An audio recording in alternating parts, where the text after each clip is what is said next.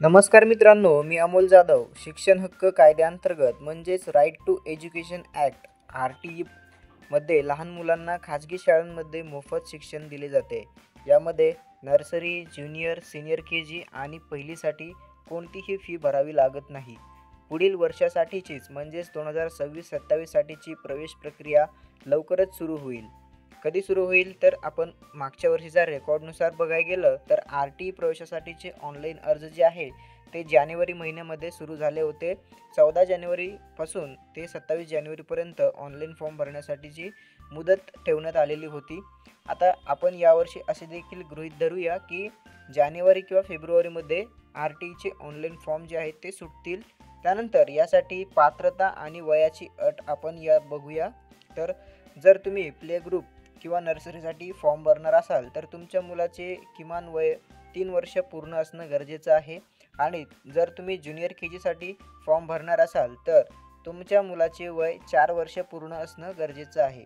तसेच सीनियर KGसाठी जर तुम्ही RTEमध्ये फॉर्म भरणार असाल तर 5 वर्ष वय जे आहे ते पूर्ण असणं गरजेचं आहे.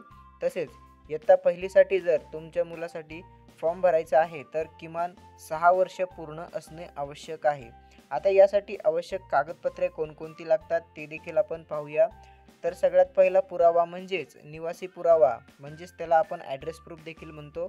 तर निवासी पुराव्यामध्ये तुम्ही रेशनिंग कार्ड देऊ शकता, ड्रायव्हिंग लायसन्स देऊ शकता, वीज बिल देऊ शकता, टेलिफोन बिल देऊ शकता, प्रॉपर्टी टॅक्स, घरपट्टी, मतदान ओळखपत्र, पासपोर्ट किंवा बँकेचे पासबुक यापैकी एक कोणताही पुरावा तुम्ही देऊ शकता. आणि जर तुमच्याकडे यापैकी काहीही नाही तर तुम्हाला 11 महिन्याचा ऑनलाईन नोंदणीकृत भाडे करार म्हणजेच रेंट ॲग्रीमेंट ग्राह्य धरला जाईल.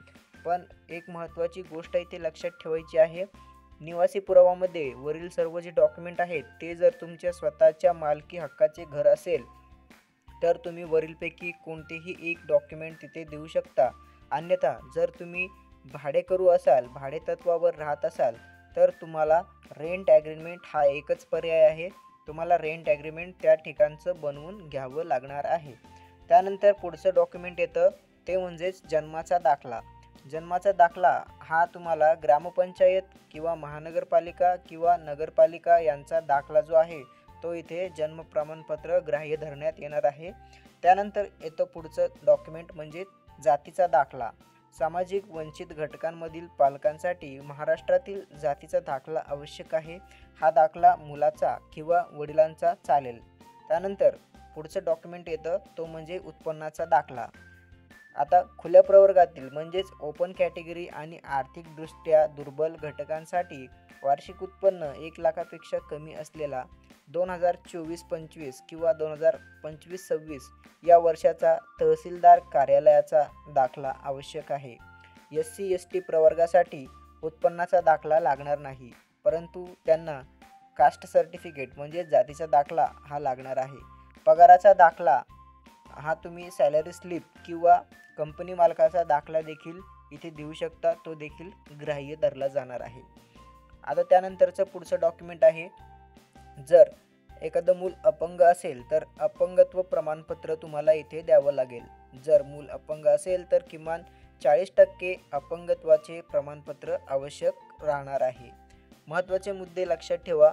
ऑनलाईन अर्ज तुम्हाला जी वेबसाईट आहे student.maharashtra.gov.in या वेबसाईटवरती जाऊन फॉर्म भरायचे. जेव्हा फॉर्म सुरू होतील त्यावेळेस फॉर्म कसा भरायचा याबद्दलचा सविस्तर व्हिडिओ आपल्या यूट्यूब चॅनलवरती प्रसिद्ध केला जाईल.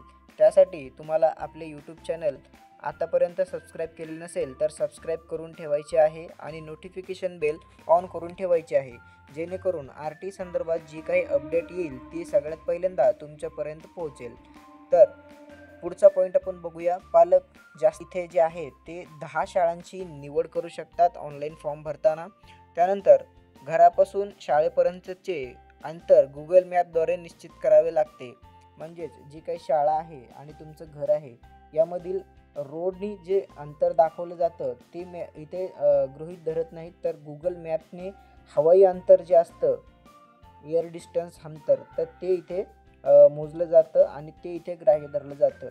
त्यानंतर पूर्वी RTE अंतर्गत प्रवेश घेतलेल्या बालकांना पुन्हा अर्ज करता येणार नाही. ही बाब महत्त्वाची आहे, लक्षात ठेवा. एकापेक्षा जास्त अर्ज भरल्यास सर्व अर्ज बाद केले जातील. ऑनलाईन अर्ज करताना कोणतीही कागदपत्रे अपलोड करण्याची गरज नाही. लॉटरीत नंबर लागल्यानंतर ती शाळेत जमा करावी लागते. ही सर्व माहिती समजली असेल. हा महत्त्वपूर्ण व्हिडिओ आपल्या सर्व पालकांना नक्की शेअर करायला विसरू नका. RTE अर्जाची प्रवेश प्रक्रिया सुरू झाल्यावर आमच्या चॅनलवर व्हिडिओ येईल, त्यामुळे चॅनलला सबस्क्राईब करून ठेवा. धन्यवाद. जय हिंद, जय महाराष्ट्र.